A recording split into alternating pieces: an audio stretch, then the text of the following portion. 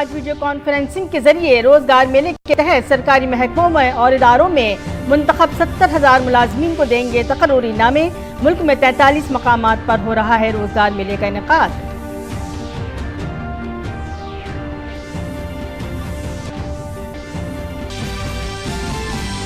वजीर दिफा राजनाथ सिंह आज मध्य प्रदेश के राजगढ़ में किसान कल्याण महाकुंभ में होंगे शामिल।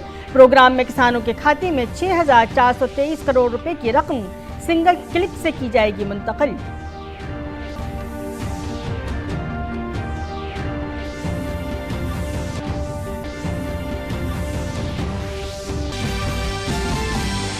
इंतहाई शदीद समुद्री तूफान बिपरजॉय कमजोर होकर शदीद तूफान में हुआ तब्दील। तूफान के 15 जून तक सौराष्ट्र, कच्छ और पाकिस्तान के साहिली इलाकों को पार करने का इम्कान। दूसरी तरफ वज़ीर आज़म ने गुजरात के वज़ीर आला के साथ फ़ोन पर रियासत में बिपरजॉय की सूरत हाल और तैयारियों के बारे में की बात। रियासत को हर मुमकिन मदद की कराई यकीन दहानी।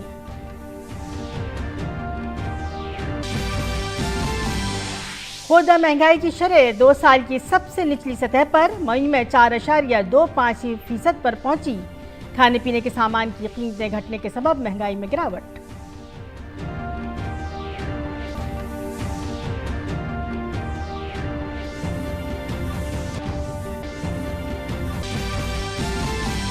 इंडोनेशिया ओपन बैडमिंटन टूर्नामेंट की शुरुआत आज से।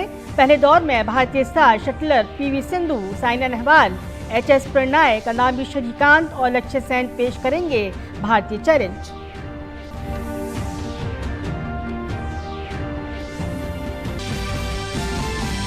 और ओडिशा में जारी इंटरकॉन्टिनेंटल कप फुटबॉल टूर्नामेंट के फाइनल में पहुंचा भारत।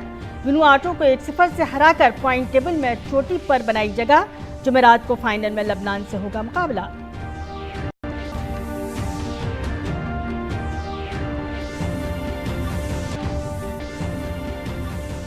आदाब, 9 बजे के खबरनामे में आपका खैर मकदम है। मैं हूं सबिया खान। खबर तफसील से। वज़ीर आज़म नरेंद्र मोदी आज वीडियो कॉन्फ्रेंसिंग के जरिए सरकारी महकमों और तंजीमों में नए भर्ती हुए लोगों के माबैन तकरीबन 70,000 तकर्रूरी नामे तकसीम करेंगे। वज़ीर आज़म इस मौके पर नए बहाल लोगों से खिताब भी करेंगे। मुल्क भर में 43 मकामात पर जॉब फेयर का इनेकाद किया जाएगा। इस इक़दाम की हिमायत करते हुए मरकज़ी हुकूमत के तमाम महकमों के साथ साथ रियासती हुकूमतों, मरकज़ के ज़ेर इंतज़ाम इलाकों में भर्ती की जा रही है। रोज़गार मेला रोज़गार पैदा करने को अव्वलीन तरजीह देने के वज़ीर आज़म के अहद को पूरा करने की तरफ एक कदम है। तवक्को है कि रोज़गार मेला रोज़गार के मज़ीद मौक़े पैदा करने में एक मुहर्रिक के तौर पर काम करेगा और नौजवानों को बाइख्तियार बनाने और कौमी तरक्की में शिरकत के लिए बामायने मौक़े फराहम करेगा। वज़ीर दिफा राजनाथ सिंह आज मध्य प्रदेश के राजगढ़ में किसान कल्याण महाकुंभ में शिरकत करेंगे। समाजी इंसाफ के मरकजी वजीर डॉक्टर वरिंदर कुमार और मध्य प्रदेश के वज़ीर आला शिवराज सिंह चौहान भी इस प्रोग्राम में मौजूद होंगे। इस प्रोग्राम में 11 लाख से ज़्यादा किसानों के कर्ज सूद की माफ़ी के लिए 2,123 करोड़ रुपए की रकम एक क्लिक के साथ मुंतकिल की जाएगी। इसके अलावा इस मौके पर मुख्यमंत्री किसान कल्याण योजना के लिए तकरीबन 1,400 करोड़ रुपए की रकम भी अदा की जाएगी। इसके साथ ही प्रधानमंत्री फसल बीमा योजना के तहत 2,900 करोड़ रुपए की दावों की अदायगी भी की जाएगी। इंतहाई शदीद समुद्री तूफान बिपरजॉय कमज़ोर होकर शदीद समुद्री तूफान में तब्दील हो गया है। इस तूफान के कल शाम तक सौराष्ट्र, कच्छ और पाकिस्तान के साहिलों को अबूर करने का इम्कान है। वैसे भारतीय महकमा मौसमियात ने कच्छ और सौराष्ट्र के लिए ऑरेंज अलर्ट जारी किया है।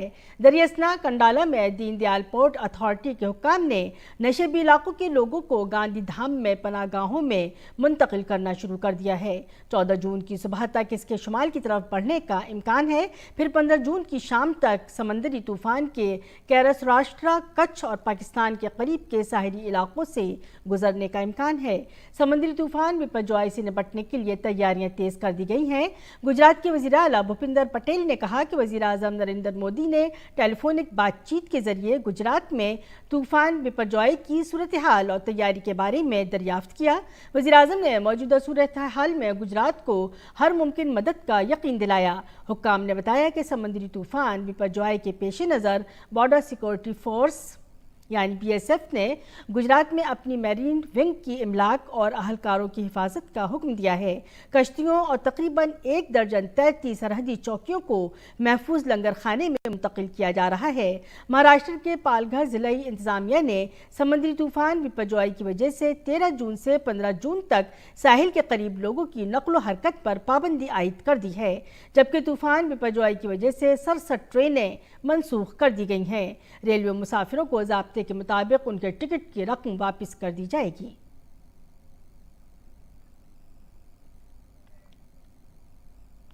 रियासती हुकूमत गुजरात में मुमकिन तूफान बिपरजॉय की वजह से किसी भी जानी नुकसान को रोकने के लिए मुसलसल काम कर रही है। गुजरात के रिलीफ कमिश्नर आलोक कुमार पांडे ने कहा कि गुजरात में समुद्री तूफान बिपरजॉय से मुतासर होने वाले अजला में 14 और 15 जून को 125 किलोमीटर फी घंटे की मुतवक्किर रफ्तार के साथ भारी से बहुत भारी बारिश होने और तेज़ हवाएं चलने का इम्कान है।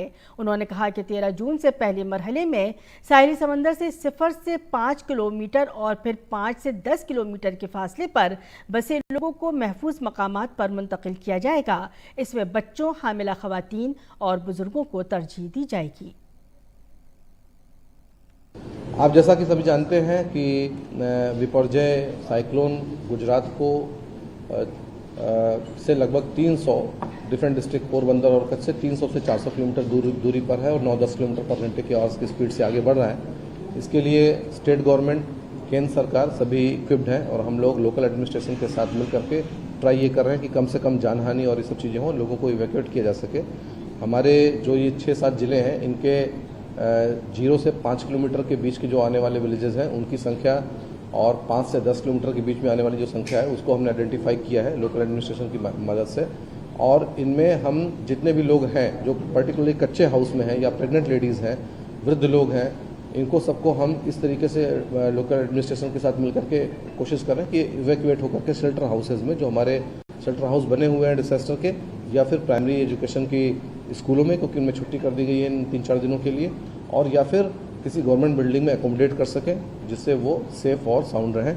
इसके अतिरिक्त फिशरमैन को सूचना दी जा चुकी है। मरकजी वज़ीर दाखिला अमित शाह आज नई दिल्ली में रियासतों और मरकज़ के ज़ेर इंतज़ाम इलाकों के डिज़ास्टर मैनेजमेंट महकमों के वज़रा की मीटिंग की सदारत करेंगे। दिन भर जारी रहने वाली इस मीटिंग में मरकजी दाखिला सेक्रेटरी अजय भल्ला के साथ वज़ारत दाखिला, नेशनल डिज़ास्टर मैनेजमेंट अथॉरिटी और नेशनल डिज़ास्टर रिस्पॉन्स फोर्स के सीनियर अफसरान भी शिरकत करेंगे। ये मुलाकात मशरक़ी और वस्ती बहिरे अरब में इंतहाई शदीद समुद्री तूफ़ान बिपरजॉय के दरमियान हो रही है। ज़राए के मुताबिक मीटिंग में वज़ीर दाखिला तमाम रियासतों और मरकज़ के ज़ेर इंतज़ाम इलाकों के वज़रा से मुमकिन कुदरती आफात से निपटने के लिए तैयार रहने को कहेंगे। डिज़ास्टर मैनेजमेंट के मैदान में भारत के सामने दरपेश चैलेंजों को मद्देनज़र रखते हुए मीटिंग में इन चैलेंजों के अगले मरहले से निपटने की तैयारियों पर भी तवज्जो दी जाएगी। ख्याल किया जाता है कि ये मीटिंग डिज़ास्टर मैनेजमेंट के मामले में वज़ीर आज़म नरेंद्र मोदी के मजमूई नुक्ता नज़र का एक हिस्सा है, जिसके तहत इसे रिलीफ, आफात की पेश की इंतबा, सरगर्मी में इजाफा और पेश की तैयारी पर मबनी बनाना है। क़ब्ल अज़ीं वज़ीर दाखिला अमित शाह ने कहा था कि मुल्क में डिज़ास्टर मैनेजमेंट के लिए सिर्फ राहत पर मबनी नुक्ता नज़र था, जिसमें जानो माल के नुकसान को कम करने पर गौर नहीं किया गया था। लेकिन नरेंद्र मोदी के वज़ीर आज़म बनने के बाद ये नुक्ता नज़र बदल गया है। भोपाल के सतपुरा भवन में कल शाम लगी आग पर अब काबू पा लिया गया है। इमारत में अब कहीं भी शोले नहीं हैं।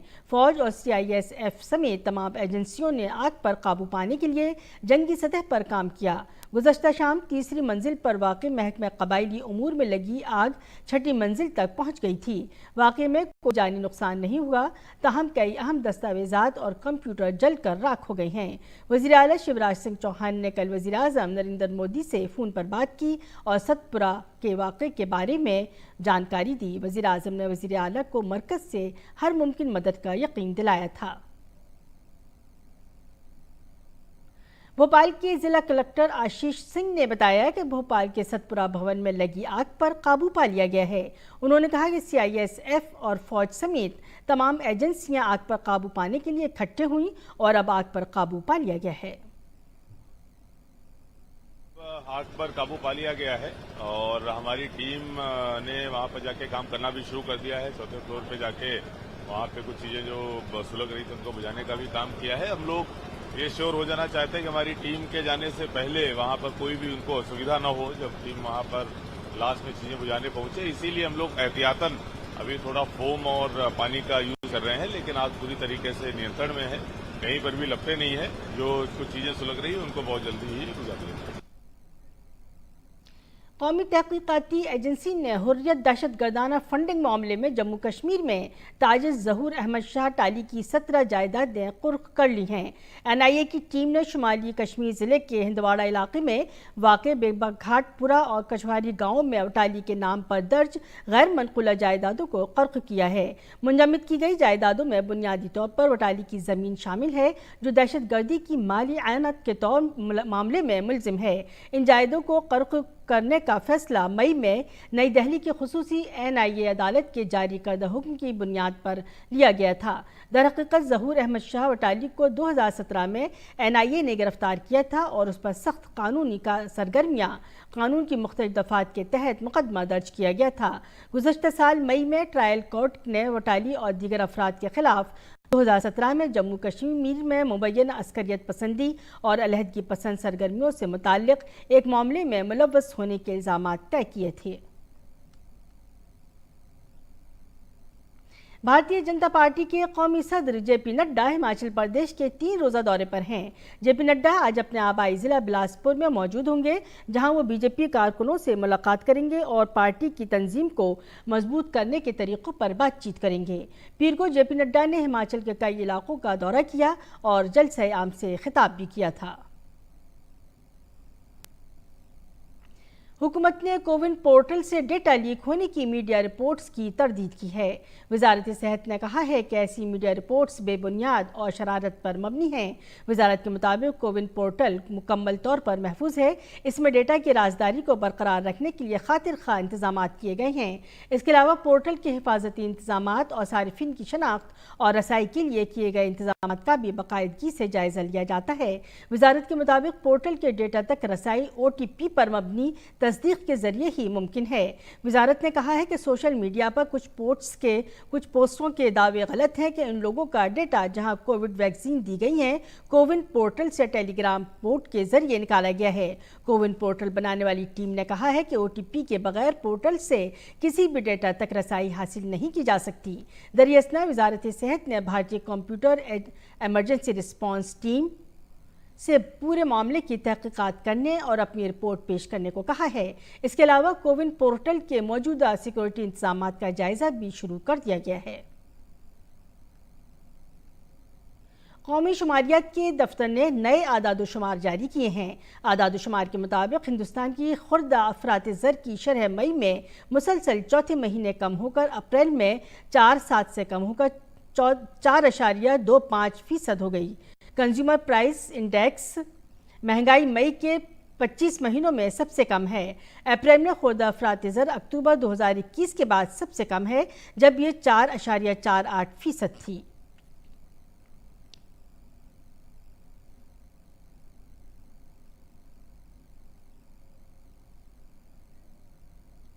NIA लंदन में भारतीय हाई कमीशन पर हमला करने वालों को इंसाफ के कटहरे में लाने के लिए सरगर्म अमल है। इस सिलसिले में नेशनल इन्वेस्टिगेशन एजेंसी ने हमले में मुलव्वस मुल्क दुश्मन ताकतों की कई CCTV फुटेज जारी की हैं। एजेंसी ने आम लोगों से अपील की है कि वह इन मुल्क दुश्मनों की शनाख्त करें ताकि उन्हें जल्द से जल्द कानून के कटहरे में लाया जा सके। इसके लिए NIA ने WhatsApp नंबर +91 729 000 9373 जारी किया है, जिस पर कोई भी मालूमात भेजी जा सकती है। इत्तला देने वाले की शनाख्त सी गैराज में रखी जाएगी। 19 मार्च को मुल्क दुश्मन कुव्वतों ने लंदन में भारतीय हाई कमीशन पर हमला किया था। भारत ने बरतानिया से इस मामले में सख्त कार्रवाई करने को कहा था। मामले की संगीनी को देखते हुए मरकजी वजारत दाखिला ने इसकी जाँच NIA को सौंप दी थी। कहा जाता है कि कुव्वत इरादी हो तो कुछ भी नामुमकिन नहीं। बिहार आकर खेतीबाड़ी करने वाले उत्तर प्रदेश के किसानों ने भी कुछ ऐसा ही किया। ये किसान हर साल कोसी के दियारा इलाके में आते हैं और बंजर ज़मीन से मुनाफा कमाते हैं। पेश है सहरसा से आनंद झा की ये रिपोर्ट। रेत से तेल निकाला जाता है, ये तो सभी ने सुना है, यानी नामुमकिन को मुमकिन बनाना। कोसी के दियारा इलाके में उत्तर प्रदेश से आए किसान रेत से तेल नहीं बल्कि तरबूज, खरबूजा और ककड़ी की ज़राअत कर रहे हैं।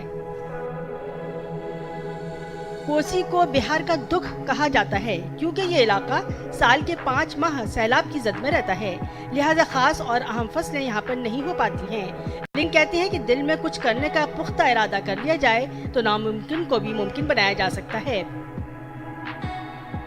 मिलिए इन किसानों से जो बंजर जमीन से फसलें उगा रहे हैं। ये किसान उत्तर प्रदेश से यहाँ आकर न सिर्फ तरबूज, खरबूजा, ककड़ी और कद्दू की दीगर किस्में बल्कि तरह तरह की सब्जियों की ज़राअत करते हैं। ये किसान इस इलाके में मई अहलो अयाल 5 माह क़याम करते हैं, लिहाजा इनके अहले खाना भी ज़राअत में इनकी मदद करते हैं। ये किसान सहसरा जिले के बलुआहा पुल के नीचे कोसी दियारा इलाके में बालूज़दा मिट्टी में सारी फसलों की काश्त करते हैं।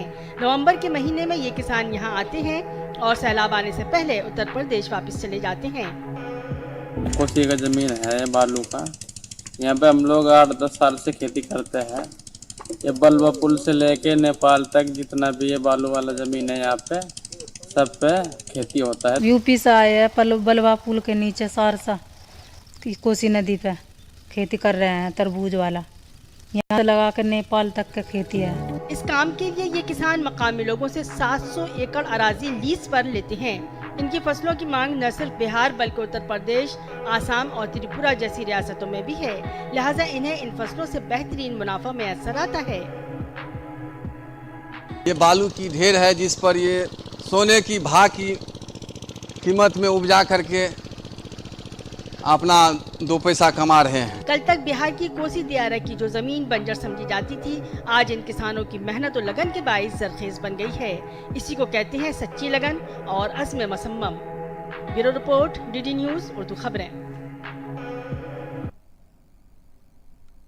और बैनुल-अक़वामी खबरों में साबिक़ अमरीकी सदर डोनाल्ड ट्रंप खुफिया दस्तावेज़ात वापस न करने के इल्ज़ाम में आज मियामी की अदालत में पेश होंगे। वाइट हाउस से खुफिया दस्तावेज़ात को अपनी रहायशगाह पर मुंतकिल करने के इल्ज़ामात का सामना करने वाले साबिक़ अमरीकी सदर कल मियामी पहुँचे। साल 2021 में ओहदे सदारत छोड़ने के बाद वो फ्लोरिडा में अपनी साहिली हवेली आ गए थे। उन पर इल्ज़ाम है कि वो व्हाइट हाउस से कई खुफिया दस्तावेज़ात लेकर फ्लोरिडा गए थे।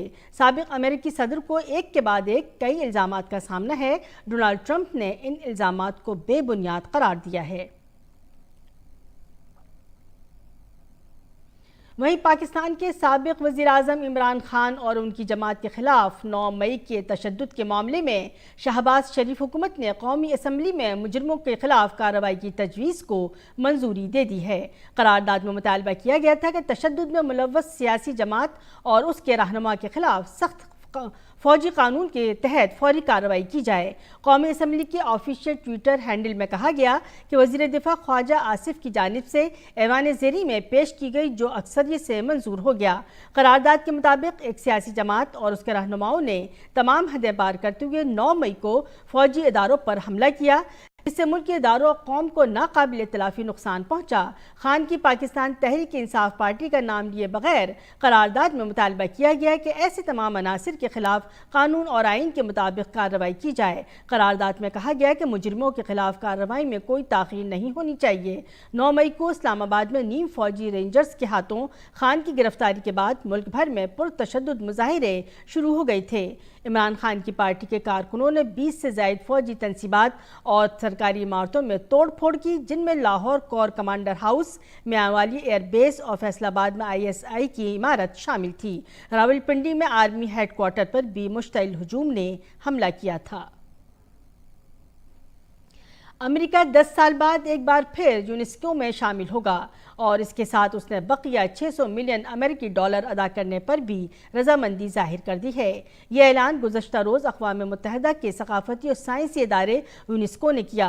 अमेरिका के इक़दाम फ़लस्तीन को यूनेस्को के रुकन के तौर पर शामिल करने पर तकरीबन एक दहाई के तनाज़े के बाद सामने आया है। अमेरिकी हुक्काम का कहना है कि दस्तबरदारी का फैसला इन खदशात की वजह से किया गया कि चीन यूनेस्को की पॉलिसी साजी में अमेरिका की अदम मौजूदगी मौजूदगी से पैदा होने वाली खला को पुर कर रहा है। इस इक़दाम को आने वाले हफ्तों में यूनेस्को के रुकन ममालिक की तरफ से वोटिंग का सामना करना पड़ेगा, लेकिन पीर को यूनेस्को के पेरिस हेडक्वार्टर में इस ऐलान के बाद तालियां बजने के बाद मंजूरी एक रस्मी हैसियत मालूम होती है।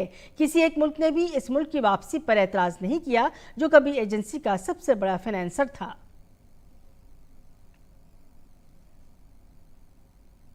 शाम के शुमाली सूबे हलब में कल एक रूसी जंगजू हलाक और मुतअद्दिद जख्मी हो गए। शाम में तनाज़े पर नज़र रखने वाले Syrian observatory for human rights ने कहा कि रूसी जानी नुकसान उस वक्त हुआ जब उनका काफिला तुर्की की फायरिंग की जद में आ गया। उस पर तुर्क वज़ारत दिफा के एक अहलकार ने बताया कि तुर्क फौज ने हलब के शुमाली दही इलाकों में फायरिंग की और रूसी बख्तरबंद गाड़ी को निशाना बनाया, जो कि गलत है। रूस ने 2015 में शामी तनाज़े में मुदाखलत की थी। रूस ने शाम के सदर बशारुल असद को बागियों से इलाका छुड़ाने में मदद करने के लिए फ़ज़ाई हमले और मुश्किलों के साथ मिलिट्री पुलिस की तैनात की थी। उनमें से कुछ को तुर्की की हिमायत हासिल थी।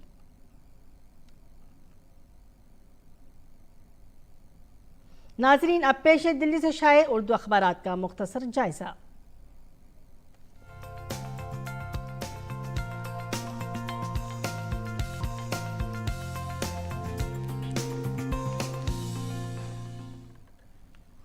जायजा लेते हैं दिल्ली से शाये उर्दू रोजनामों का मुख्तसर जायजा।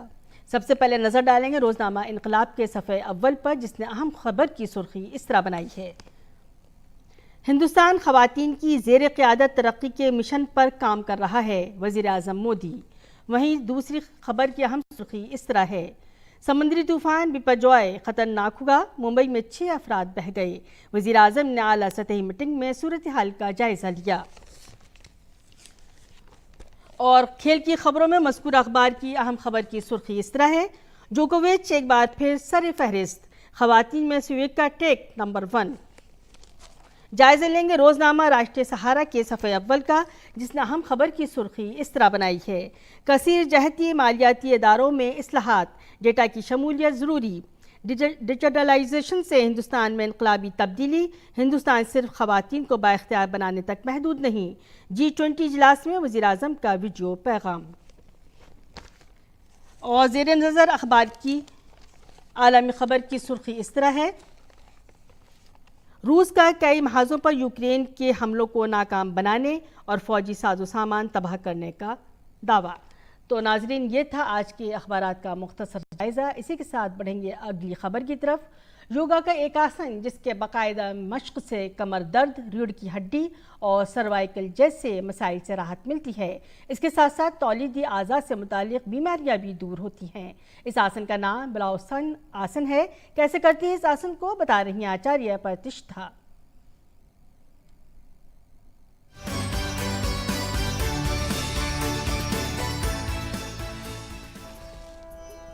नमस्ते, मैं हूं आचार्य प्रतिष्ठा। जब हम स्वास्थ्य की बात करते हैं तो महत्वपूर्ण है कि हम अपने प्रजनन अंगों को, अपने रिप्रोडक्टिव ऑर्गन्स को भी हेल्दी रखें।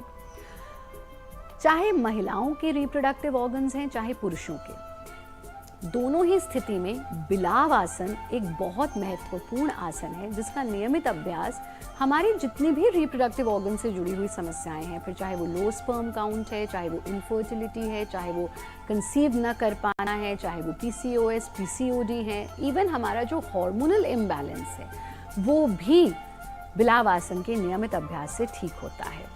कैसे करते हैं बिलाव आसन, इसको अच्छे से समझिए। पर यह भी महत्वपूर्ण है कि हम जान लें कि हमें अपने प्रजनन अंगों को स्वस्थ रखने के लिए योगमय जीवन भी जीना है। और योगमय जीवन के साथ साथ योगमय आहार यानी सात्विक जीवन शैली, सात्विक आहार, क्योंकि योग सिर्फ कसरत नहीं है, योग एक पूरी की पूरी संपूर्ण जीवन शैली है और योग को हमें जीवन शैली के रूप में समग्रता में ही अपनाना है।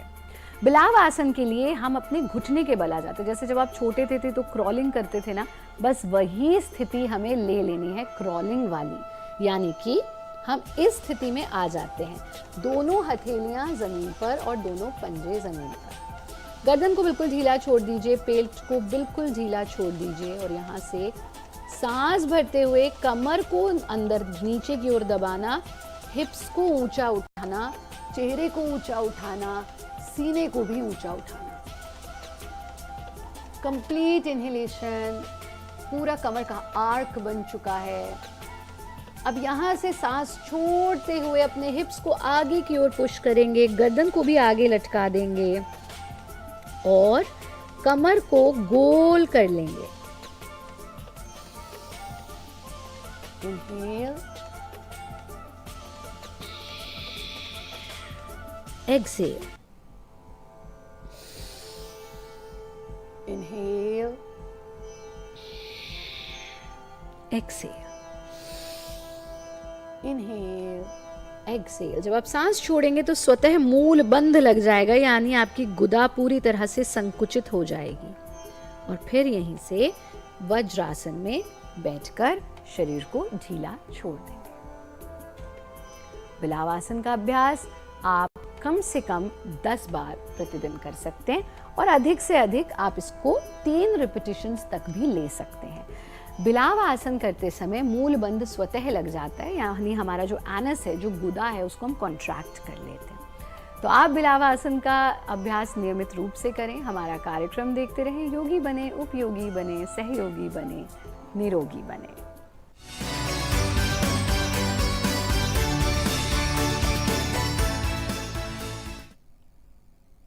और खेल की खबरों में, इंडोनेशिया ओपन बैडमिंटन टूर्नामेंट आज से शुरू हो रहा है। भारतीय स्टार बैडमिंटन खिलाड़ी पीवी सिंधु, साइना नेहवाल, एचएस प्रणय, के श्रीकांत और लक्ष्य सेन मुकाबले के पहले ही दिन कोर्ट पर नजर आएंगे। 2 बार की ओलंपिक तमगा जीतने वाली पीवी सिंधु का मुकाबला पहले राउंड में इंडोनेशिया की ग्रिगोरिया मारिसिका से होगा, जबकि खवातीन के सिंगल्स में साइना नेहवाल का मुकाबला पहले राउंड में चीन की वांग जी से होगा, जबकि श्रीकांत का मुकाबला चीन के लोगवांग सो से होगा। थाईलैंड ओपन के सेमीफाइनल तक पहुंचे लक्ष्य सेन का मुकाबला पहले राउंड में आलमी नंबर 10 चीन के ली जिंजिया से होगा। इस दौरान कॉमनवेल्थ गेम्स की चैंपियन आलमी नंबर 5 की जोड़ी सात्विक साई राज रेंकी रेड्डी और चिराग शेट्टी का मुकाबला इंडोनेशिया के मार्क्स फरेलंडी गेडोन और केविन संजेसू का मौजूद से होगा।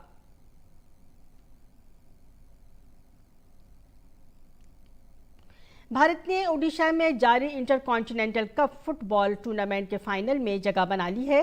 भारतीय टीम ने पीर की रात देर गए विनुआतु के साथ खेले गए मैच में 0-1 से जीतकर फाइनल का टिकट बुक किया। भारत के लिए इस मैच का वाहिद गोल सुनील छेत्री ने 81 मिनट में किया और भारत की जीत को यकीनी बनाया। यह उनके कैरियर का 86वां बैनुल-अक़वामी गोल था। अब फाइनल में भारत का मुकाबला लबनान से होगा। ये मैच 15 जून को खेला जाएगा। और अब पेश है मौसम का हाल।